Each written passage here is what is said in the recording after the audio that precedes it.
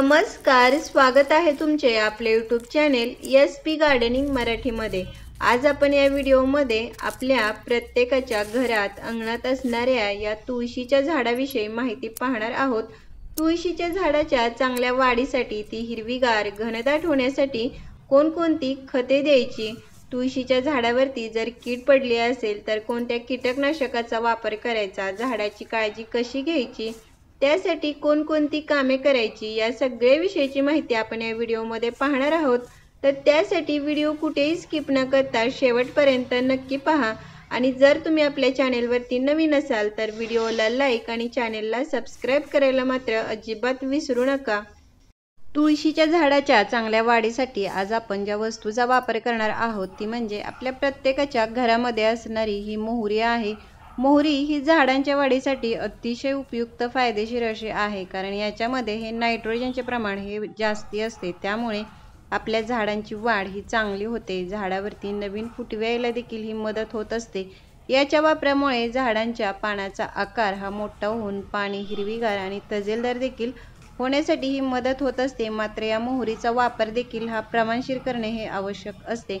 आता या मोहरीचा वापर कसा करायचा, तर त्यासाठी ही जी मोहरी आहे ती मिक्सरमधून अशा प्रकारे ही बारीक करून घ्यायची।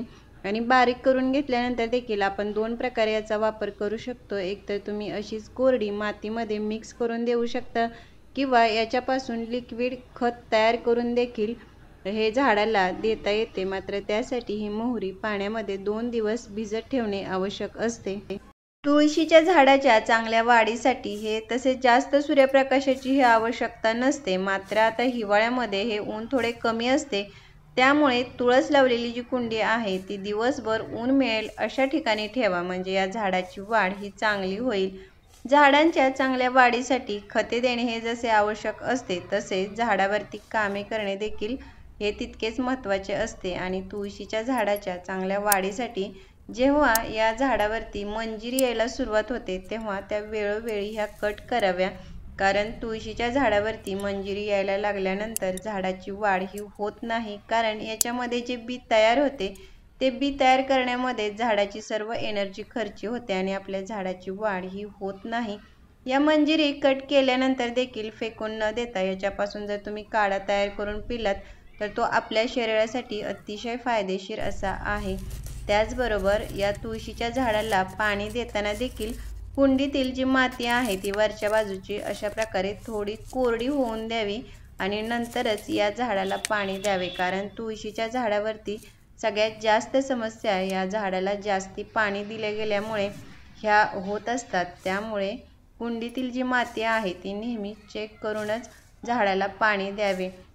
मोहरी बरोबरच या हिंगाचा देखील वापर आपण तुळशीच्या झाडासाठी हा करणार आहोत, कारण बऱ्याच वेळा आपल्या झाडांच्या कुंडीतील मातीमध्ये जर कसली बुरशी कीड लागली असेल तर झाडांच्या मुळ्या ह्या हळूहळू ह्या खराब होतात आणि आपली झाडे देखील ही खराब होतात, झाडांची वाढ होत नाही।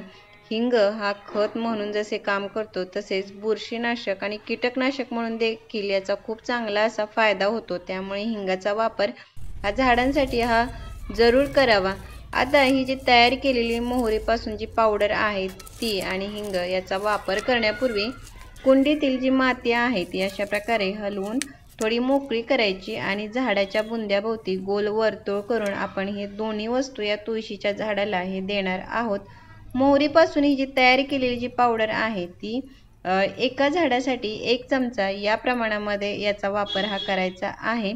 आणि जो हिंग आहे तो फक्त चिमूटभर एवढाच हा एका झाडासाठी हा वापरायचा आहे।